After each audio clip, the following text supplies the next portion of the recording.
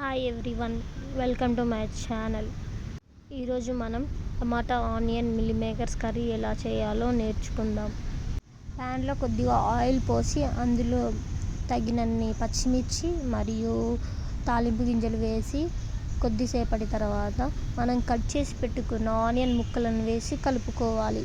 Cut చేసిన onion ముక్కలు వేసుకున్న తర్వాత నూనెలో కొద్దిసేపటి వరకు మగ్గేంత వరకు కలుపుకోవాలి. ఆనియన్ మగ్గిన తర్వాత అందులోకి 1 టేబుల్ స్పూన్ పసుపు మరియు 1 కప్పు టమాటా ముక్కలు వేసుకొని కలుపుకోవాలి. మనం వేసుకున్న టమాటా త్వరగా ఉడకాలంటే అందులో 1 టేబుల్ స్పూన్ ఉప్పు వేసుకొని కలుపుకోవాలి. దాని తర్వాత కొద్దిగా మసాలాని ముందుగానే యాడ్ చేసుకోవాలి.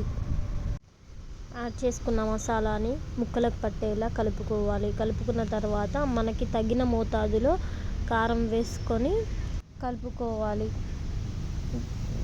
కూర ఉడికేంత వరకు కలుపుకున్న తర్వాత మనం ఉడికించి పెట్టుకున్న మిల్ మేకర్స్ని తీసుకొని అందులో వేసి కలుపుకోవాలి.